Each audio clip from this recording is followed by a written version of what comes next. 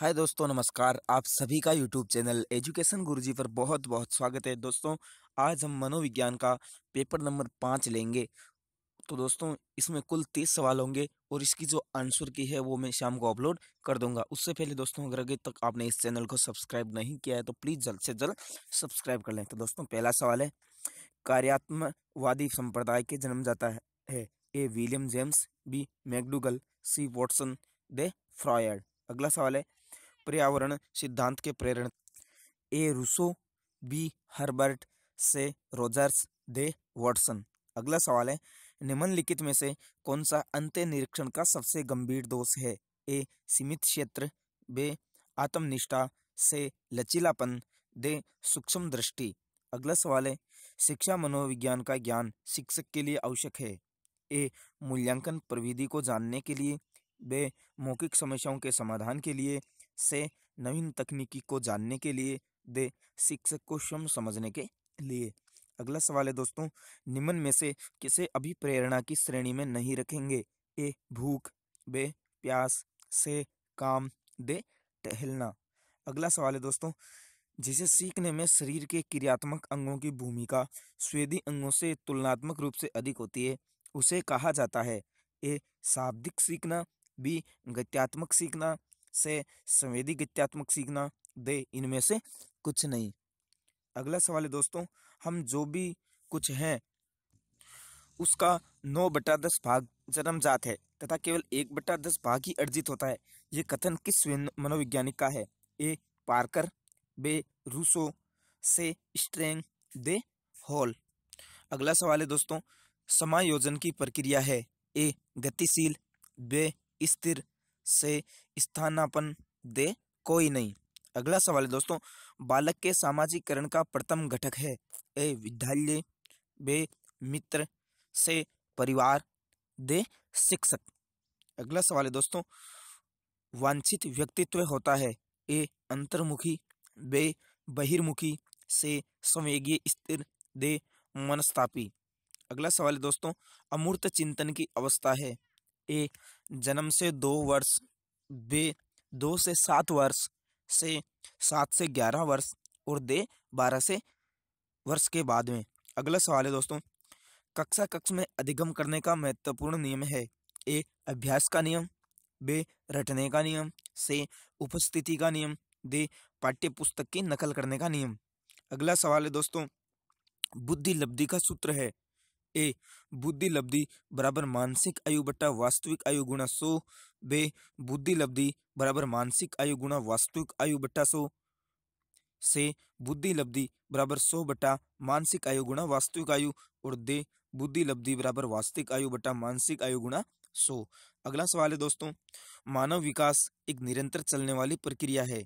उक्त कथन किस सिद्धांत से संबंधित है? ए अंतर संबंध का सिद्धांत, बे अंत्यक्रिया का सिद्धांत, से निरंतरता का सिद्धांत, और दे एकीकरण का सिद्धांत। अगला सवाल है दोस्तों, बालक के नैतिक विकास को समझने के लिए निम्न में से कौन सी विधि उपयुक्त है? ए साक्षात्कार विधि, बे तार्किक विधि, से जांच पड़ताल विधि, या दे उपरोक्त सभी।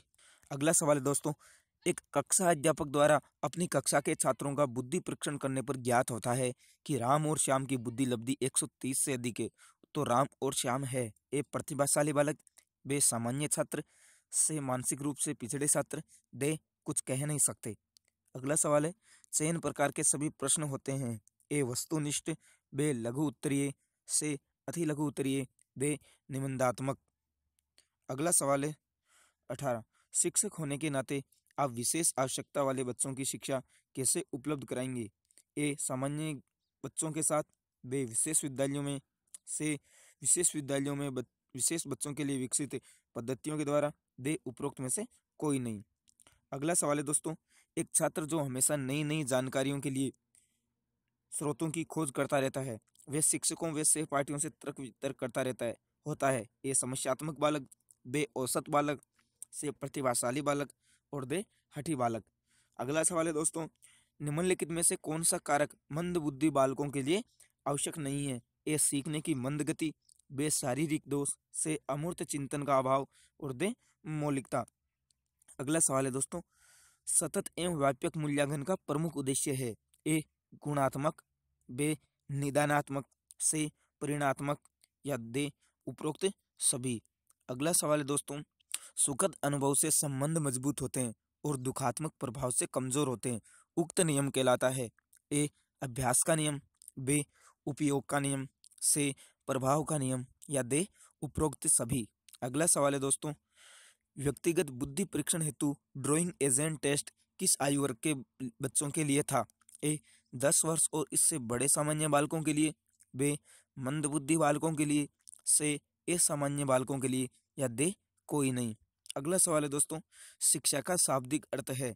ए नेतृत्व देना, बे साक्षर करना, से अक्षर ज्ञान देना और दे उपयुक्त सभी। अगला सवाल है, शिक्षा ही राष्ट्रीय एकता का अधिकार है, ये किसका कथन है?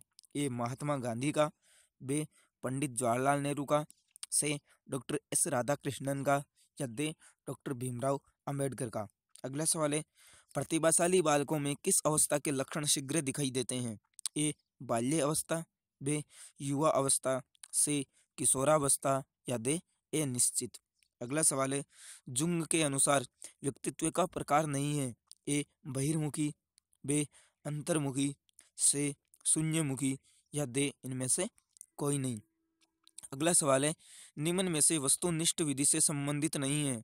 ए नियंत्रित निरीक्षण, बे मापन, से समाज मिति या दे इनमें से कोई नहीं। अगला और अंतिम सवाल है दोस्तों, एनसीएफ 2005 के संबंध में ए सत्य कथन है। ए विद्यालयी शिक्षा का अब तक का सबसे नवीनतम राष्ट्रीय दस्तावेज, बे इसे अंतर्राष्ट्रीय एवं राष्ट्रीय शिक्षाविदों, वैज्ञानिकों एवं अध्यापकों ने तैयार किया है, से मानव संसाधन विकास मंत्रालय ने प्रोफेसर यशपाल के नेतृत्व में इसे तैयार करवाया या दे इनमें से कोई नहीं। तो दोस्तों ये था हमारा आज का मनोविज्ञान का पेपर नंबर 5। इसकी आंसर की आपको शाम तक अपलोड कर दी जाएगी। और दोस्तों अगर चैनल सब्सक्राइब नहीं किया तो प्लीज़ जल्द से जल्द सब्सक्राइब जरूर कर लें। जय हिंद, जय भारत।